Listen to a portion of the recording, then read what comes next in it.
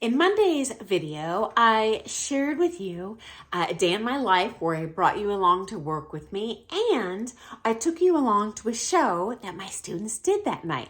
So if you missed that video, I'll put a link in the description.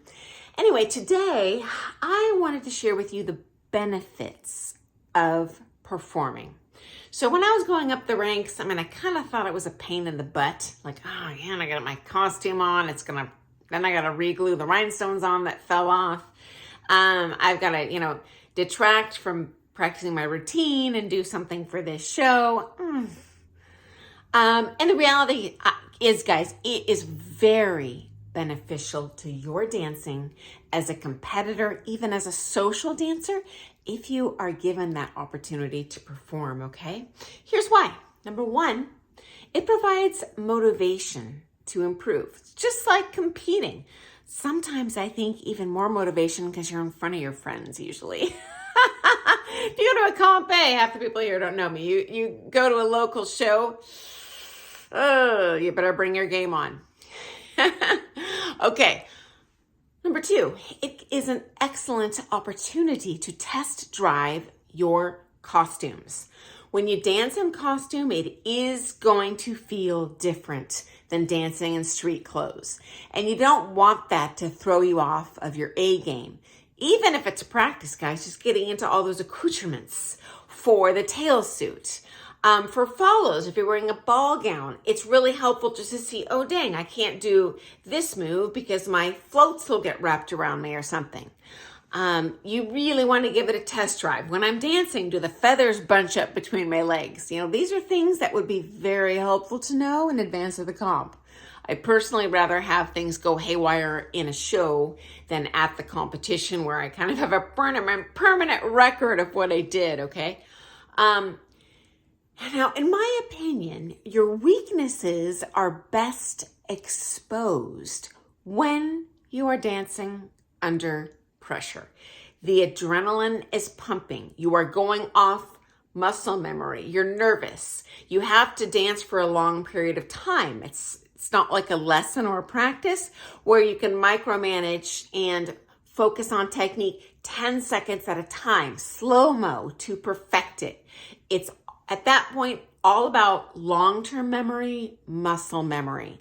And it's very helpful for you or your teacher to see what goes off the rails under pressure. Because guess what's going to be your same weaknesses in competition? Exactly what went wrong in the show is very likely going to be the exact same thing that's going to fail in the comp. So it gives you an opportunity to forecast, where should we focus, going forward? Even if you don't compete, friends, if you are a social dancer, there's still, this inherent social pressure.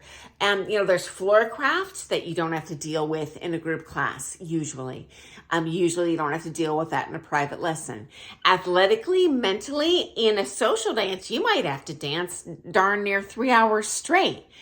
Guarantee your short-term memory is not lasting 3 hours. I guarantee you are going to be rolling off long-term muscle memory.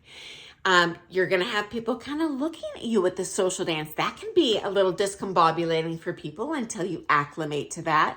I guarantee you're going to handle people staring at you in the comp way better if you get used to it in a show setting, okay? Number 5, it's cheaper, friends. So, for those of you that compete pro-am, even if you're competing amateur, leaving town is darn expensive to compete. Because at that point, it's not only the comp entry and paying your pro. Now you got to pay for your travel, their travel.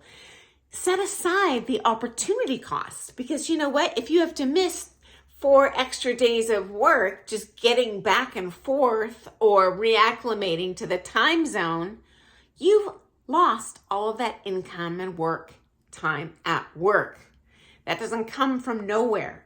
If you have a local show, and most shows, unless you're a professional dancer, I have left town to do a pro show. I've never personally left town as an amateur to do a show. But you know what?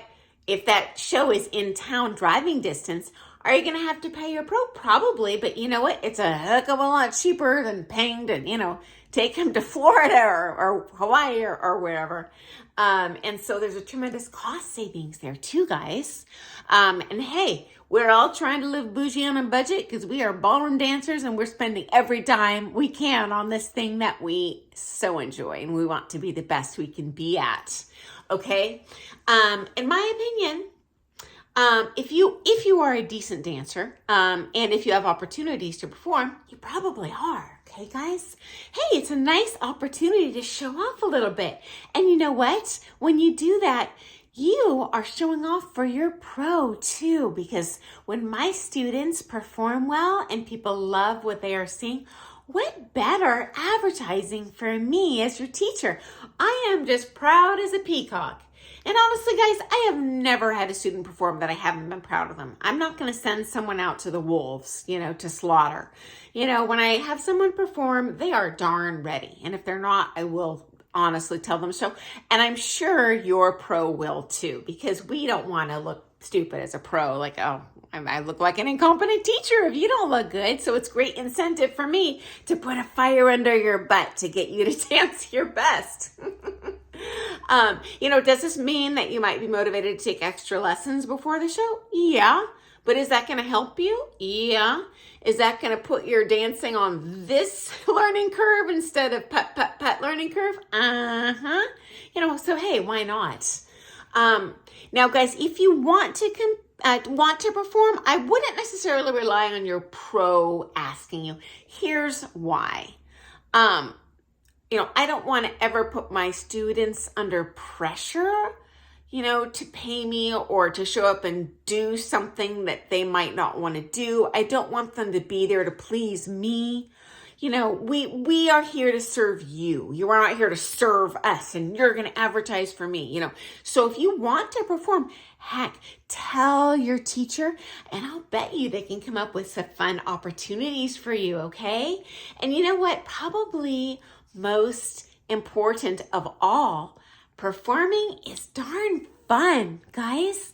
It is really joyful to see you bring joy to people's faces when they see you dance, when you're giving them something pleasing to look at. It's an adrenaline rush. Are you nervous going in? Yeah. Are you going to dance your best? No, but you know what? I've actually been skydiving, and it reminds me of that little bit of a rush. Like, you're kind of scared when you jump out of that plane. You're kind of just going on autopilot when you're jetting down to the ground. But I'll tell you what, guys, when you land, it is a major adrenaline rush, and it is addictive. I'd probably be still skydiving if I wasn't, concerned about my life and my health at this point in my game. But it's no different in dancing. I think that's part of what makes competition so addictive. So anyway, guys, if you have that opportunity to perform, do it. If you're interested in performing, hey, make sure to tell your teacher, because I will bet they can come up with something fun for you to do. Okay, guys, I hope that was helpful. I wish you an awesome, happy dancing day. See you in the morning. Bye, guys.